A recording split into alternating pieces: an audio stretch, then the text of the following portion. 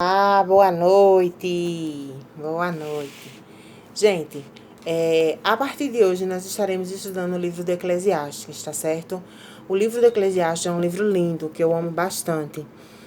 E eu gosto particularmente das questões que o livro levanta. Ele faz a gente pensar. O livro tem 12 capítulos e nós estaremos trabalhando um capítulo por dia, tá certo? O livro de Eclesiastes, ele é para mim um divisor assim de águas, como a gente pode dizer, porque ele foi escrito por Salomão, tá certo? Então ele faz a gente questionar muitas coisas, ele faz a gente pensar em muitas coisas. É um livro assim bastante, como é que eu posso me expressar melhor para vocês entenderem? Ele é um livro bastante crítico e ele traz algumas questões que realmente a gente precisa parar, pensar e dar uma analisada nelas, tá certo? Eu resolvi gravar o vídeo dessa forma porque, como o WhatsApp não manda um vídeo inteiro de mais de 10 minutos, e eu não sei quanto tempo vai levar para eu conversar com vocês, nem o WhatsApp deixa mandar muitos áudios, é um áudio muito longo também. Então eu resolvi gravar assim, colocar no YouTube, porque aí eu posto para vocês e vocês conseguem assistir e fazer esse acompanhamento junto comigo, ok? Então, a gente vai começar do primeiro capítulo, de fazer um panorama do primeiro capítulo e ao longo dos dias, pelos próximos 12 dias, começando a partir de hoje, era para ter sido de manhãzinha, gente, mas infelizmente eu não pude, tá certo? Fazer de manhãzinha. Mas a partir desse momento, nós vamos estudar o livro de Eclesiastes, tá certo? Então, serão 12 capítulos, um capítulo por dia, e a gente vai trabalhar o livro pelos próximos 12 dias. Durante esse tempo, a gente vai conversar um pouquinho sobre o que o livro traz, sobre o que o livro fala, sobre quais questões o livro faz com que a gente pense, com que a gente trabalhe na nossa vida, na nossa mente. O livro, ele vai trabalhando isso com a gente, tá certo? E a gente vai pensando um pouquinho lendo o livro de Eclesiastes. Então, deixa eu falar um pouquinho do livro. O livro é um livro poético. Ele foi escrito provavelmente no ano 945 a.C. E no capítulo 1, no verso 16, que é por onde a gente vai começar pelo início mesmo do livro, ele já mostra quem foi escrito, por quem o livro foi escrito, tá certo? Ele foi escrito por Salomão, já na sua velhice, e é um livro que não deve ser ignorado por nós cristãos. Entendeu? É um livro que ele mostra mesmo algumas coisas que precisam ser questionadas, que precisam ser pensadas. Então, no verso 16, tá certo? No capítulo 1 do verso 16, isso é minha folha de caderno, tá, gente? Mostra que foi escrito por ele. Veja, falei com o meu coração dizendo, eis que eu me engrandeci e aumentei em sabedoria. E a todos os que ouvem antes de mim em Jerusalém, meu coração contemplou abundantemente a sabedoria e a ciência. Mostra especificamente que quem foi escrever o livro foi Salomão, porque não houve homem mais sábio do que ele. Essa sabedoria foi dada a Salomão no momento em que ele assumiu o reinado, após Davi, seu pai, falecer. E ele ofereceu um sacrifício de 1000 bois a Deus. E nessa mesma noite o Senhor apareceu para ele e perguntou, o que queres que eu te faça? E ele chegou para o Senhor e disse, eu quero que o Senhor me dê sabedoria para conduzir o teu povo. Então Salomão, Deus foi bem específico com Salomão e disse, porque tu me pedistes sabedoria e não me pedistes outras coisas, você vai ter sabedoria e eu vou lhe dar também riquezas e tudo aquilo que você não me pediu. Tá certo? Ou seja, Deus concedeu a Salomão uma sabedoria que ninguém tinha. E nenhum homem foi mais sábio do que ele. Ele escreveu o livro de Provérbios, ele escreveu o livro de Cantares de Salomão e ele escreveu o livro de Eclesiastes. Tá certo? Vamos aqui no primeiro capítulo. Verso 1. Palavras do pregador, filho de Davi, rei de Jerusalém. O próprio tema, esse capítulo diz Palavras do Pregador, é o título do livro, Eclesiastes, tá certo? Ou seja, ele tem um grupo, é como se ele estivesse falando para uma assembleia, para um grupo, que ele vai falar para alguém, tá certo? Então, o pregador é o significado do livro Eclesiastes, esse título, que quer dizer Eclesias, que quer dizer igreja. O título, eu tô fazendo assim porque é o título do livro, tá certo? Vamos ler o primeiro capítulo pra gente conversar um pouquinho.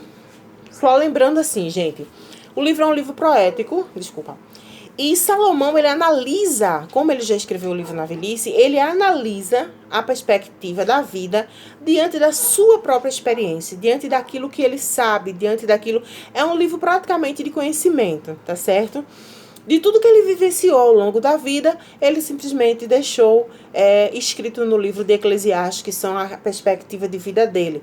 Aí ele vai fazendo algumas reflexões e já no último capítulo é que ele dá já um outro direcionamento para a vida, tá certo? Ele questiona o sentido da vida e o sentido das coisas materiais. Salomão, ele faz um questionamento muito forte sobre isso, o sentido da vida e o sentido das coisas materiais. Como o livro foi feito na perspectiva de Salomão e é um livro poético, vamos lá na carta de Romanos, para eu ler para vocês um versículo rapidinho, tá, gente? Romanos 15, 4.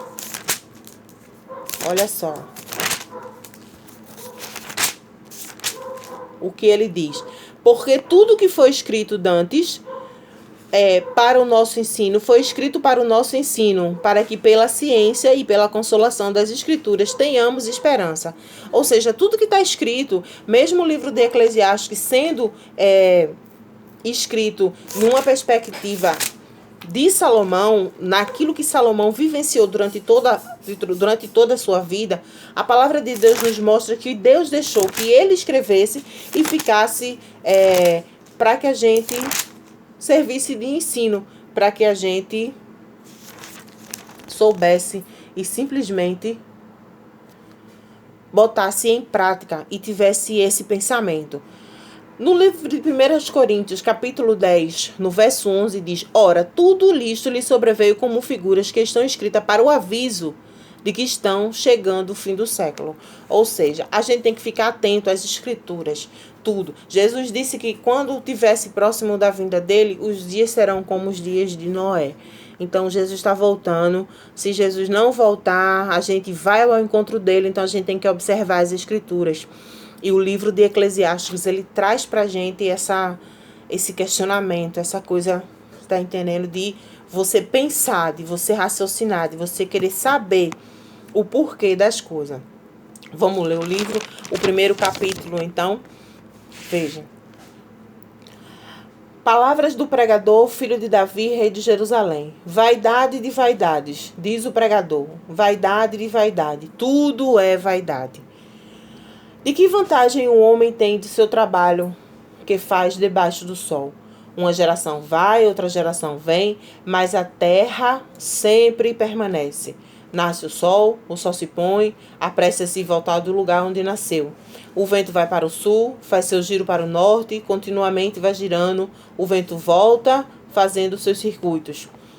Todos os ribeiros vão para o mar, contudo o mar não se enche. O lugar de onde os ribeiros vieram, para ali voltam eles, para correr de novo. Todas as coisas são trabalhosas, mais do que o homem possa exprimir. Os olhos não se fartam de ver, nem os ouvidos se enchem de ouvir. O que foi, isto há de ser, e isso se fará, do modo que nada há de novo debaixo do sol.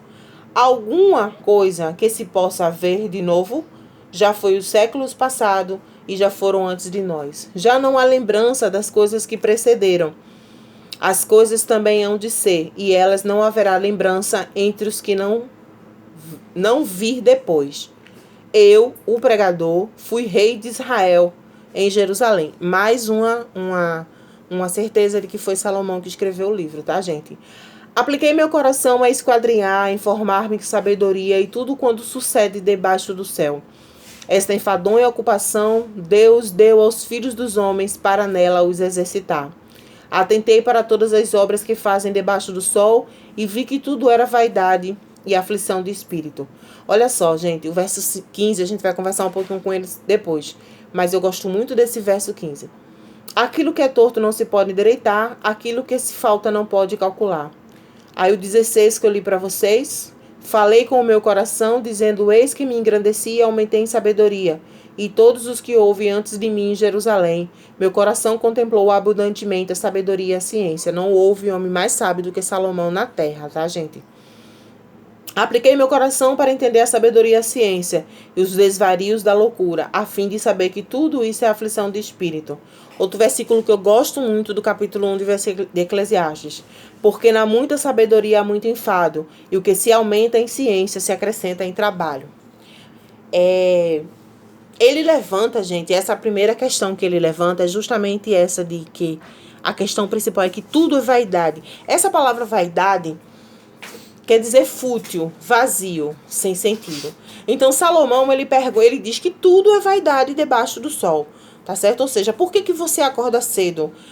Quando ele diz aqui, que vantagem tem um homem de todo o seu trabalho faz debaixo do sol? Então ele diz que por que você acorda cedo? Por que você estuda? Por que você paga sua conta? Por que você faz exercício? Por que você faz as coisas que você faz?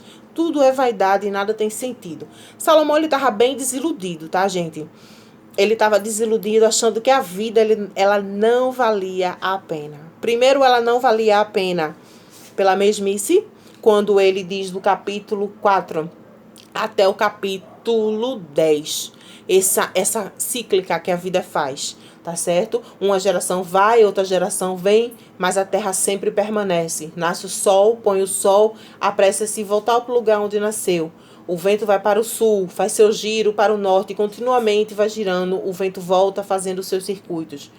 Todos os ribeiros vão para o mar, contudo o mar não se enche. O lugar onde os ribeiros viram e voltam para eles, para correr de novo. Todas as coisas são trabalhosas, mais do que o homem possa exprimir. Os olhos não se enchem de ver, os ouvidos não se enchem de ouvir. O que foi, há de ser, e isto se fará, de modo que há nada de novo debaixo do sol. Alguma coisa há que se possa dizer isto é novo, já foi séculos passados dos que foram antes de nós.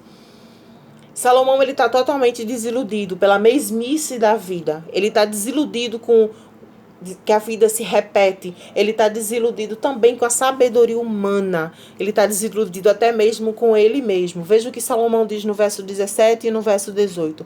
Apliquei meu coração para entender a sabedoria e a ciência, os desvarios e as loucuras, a fim de saber que também isto era a aflição de espírito, porque na muita sabedoria há muito enfado, e o que aumenta em ciência acrescenta-se em trabalho. Jesus, certa feita, disse que aquele que muito é dado, muito é cobrado. E Salomão, ele diz que há muito cansaço. Quando ele diz que tudo é vaidade, ele diz que não tem sentido. Ele está indo exatamente o oposto do que está no livro de 1 Coríntios. Vamos lá, voltar lá para Coríntios. Rapidinho, 1 Coríntios, no capítulo 15.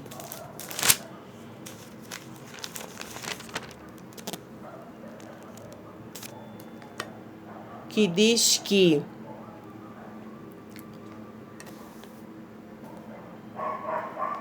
também notifico o evangelho que já tenho anunciado, pelo qual também recebestes, no qual permaneceis, pelo qual também sois o que retiverdes, de tal vos tenho anunciado, que não crestes em vão. Nada que você não é em vão, você não está crendo em vão.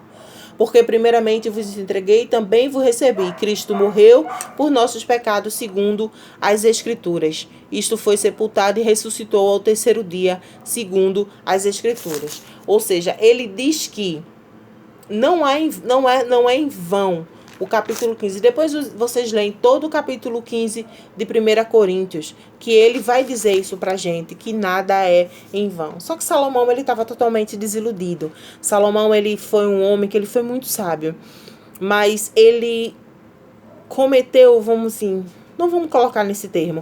Ele teve 300 princesas, mulheres e 700 concubinas. Então ele teve 1000 mulheres, como diz no 1 Reis, no verso 11. Vamos lá no 1 Reis, capítulo 11, para a gente ver quem foi um pouquinho Salomão. E aí a gente pode entender um pouquinho essa desilusão de Salomão. O rei Salomão amou muitas mulheres estrangeiras, além da filha de Faraó, moabitas, amonitas, edomitas, sidônias e etéias, das nações o qual o Senhor tinha falado aos filhos de Israel: não chegareis a elas, e elas não chegarão a vós, de maneira que perverterão vosso coração para seguires os teus deuses. E esses Salomão se uniu com amor. E casou-se com 700 princesas e 300 concubinas. Perdão, gente, eu troquei, tá? E suas mulheres lhe perverteram o coração. Ou seja, essa perversão do coração era, acredito eu, o principal motivo que Salomão estava totalmente desiludido. Porque o capítulo 1 mostra que ele está que esse vazio existencial dele diz: nada vale a pena, tudo é a mesma coisa, o dia nasce, o sol nasce. O sol se põe, a noite vem, a lua vem e tudo tá a mesma coisa. E nesse momento, a gente está vivendo um momento de pandemia e possa ser que você também esteja nesse questionamento de Salomão. Tudo está acontecendo da mesma coisa. Salomão, ele diz que tudo se repete, mas nós vemos que a nossa vida religiosa, a nossa vida... A Bíblia, ela é uma linha reta, tá? Ela tem um Gênesis, que é o início, e tem um Apocalipse, que é o final. Ou seja, Jesus, ele está voltando para buscar a nossa igreja. E como o apóstolo Paulo, ele diz no capítulo 15 de 1 Coríntios, ele diz que nada é em vão. Então, esse vazio existencial que Salomão ele estava sentindo, justamente se deveu porque ele perverteu o seu coração. Em tempos, tem um hino muito bonito de Ludmila Verbe que diz que em tempos de guerra nunca pare de orar. E de fato, a gente precisa permanecer firme na fé, a gente precisa permanecer orando, a gente precisa permanecer clamando, precisa permanecer buscando, precisa permanecer junto e misturado, como diz o adágio popular, né? Vamos falar um pouquinho desse versículo 15. Aquilo que é torto não se pode endireitar, e aquilo que falta não se pode calcular. Se a gente for olhar direitinho essa desilusão de Salomão, Salomão de uma certa forma tinha razão. Porque se você vê aquela árvore que ela cresce meia tortinha, você não tem condições de endireitar aquela árvore. Salomão está dizendo que algumas coisas não tem como você endireitar. Aí esse não tem como você endireitar, dependendo do que seja, você pode se apegar mais ainda a Deus e clamar para que Ele faça aquilo que você não pode fazer. Você não vai poder endireitar aquela árvore que está torta. Mas você pode endireitar, através da sua oração, do seu clamor, da sua intimidade com Deus, aquele problema que está trazendo um caminho tortuoso na sua vida ou na vida do seu parente. E ele diz que aquilo que se falta não se pode calcular. Gente, isso é incrível. Essa frase de Salomão, ela é simplesmente incrível. Quando ele diz, aquilo que se falta você não pode calcular. E de fato, gente, quando a gente perde um parente, quando a gente perde o emprego, quando a gente passa por uma decepção, quando a gente passa por uma desilusão, quando a gente se vê perdida, quando a gente, diante dessa pandemia, que a gente viu tantas mortes, que a gente viu tantas perdas, tudo que se falta da gente, ou seja, tudo que se perdeu, esse luto, essa dor, essa tristeza, ou seja, aquilo que falta na gente, quando falta alegria, quando falta esperança, quando falta ânimo, quando falta felicidade, quando falta paz, a gente não pode calcular a falta que tudo isso faz. Mas Jesus, ele disse, no mundo tereis aflições, mas tende bom ânimo, porque eu venci o mundo. Então a gente tem que se apegar com Jesus, a gente tem que ficar com Deus, a gente tem que andar nos caminhos. Jesus disse, eu sou o caminho, a verdade e a vida. Então a gente tem que permanecer com Ele no caminho. O mistério de Jesus, ele está quando a gente está no caminho. Então a gente tem que ficar num caminho para Jesus ele aparecer como ele apareceu para os discípulos de Emaús. Tá certo, gente?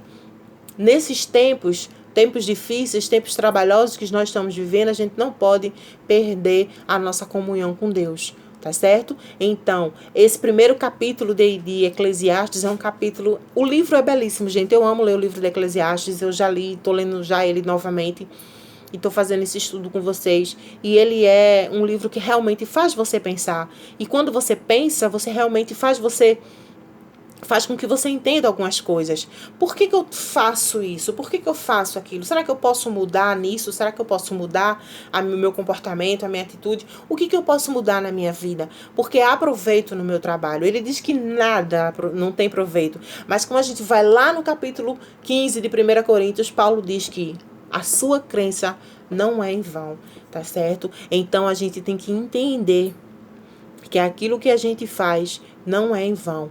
Ou seja, a nossa crença não é em vão, a sua oração não é em vão, o seu louvor não é em vão. O que você está fazendo não é em vão, tá certo? E Deus ele vai abençoar você poderosamente. Amém? Esse é o primeiro capítulo. Amanhã eu boto o segundo capítulo pra gente e eu quero orar por você. Amém, gente? Justo, soberano e eterno Deus, Pai das luzes, Pai da eternidade. Meu Deus, no nome santo do Senhor Jesus, eu louvo, glorifico e exalto o teu nome, porque o Senhor é Deus e pode todas as coisas. Pai, eu te peço nesse momento, meu Pai, que o Senhor visite essa pessoa e aonde quer que esteja chegando, meu Pai, essa oração, que o Senhor mostre a essa pessoa que ela não é órfã, que ela tem um pai e que a crença dela, que o trabalho dela não é em vão. E que no meio da desilusão a gente deve olhar para si, deve olhar para o Senhor, porque o Senhor é Deus, o Senhor pode todas as coisas. Então eu te peço, meu Deus, que o Senhor toque nessa vida, toque nessa alma, encha de ânimo, encha, meu Pai, em nome de Jesus, de paz, dê aquilo que falta, que a gente não pode calcular, mas o Senhor sabe a medida certinha de dar pra gente aquilo que falta. Então que teu nome seja glorificado, que teu nome seja exaltado de forma poderosa na vida dessa pessoa. Eu louvo o teu nome, meu Pai, e eu te peço que o Senhor derrame as tuas ricas bênçãos na vida dela, em nome de Jesus. Amém. Amém, meu povo? Amanhã a gente continua com o segundo capítulo do livro de Eclesiastes, tá certo? Fiquem todos na paz, que Deus abençoe em nome de Jesus.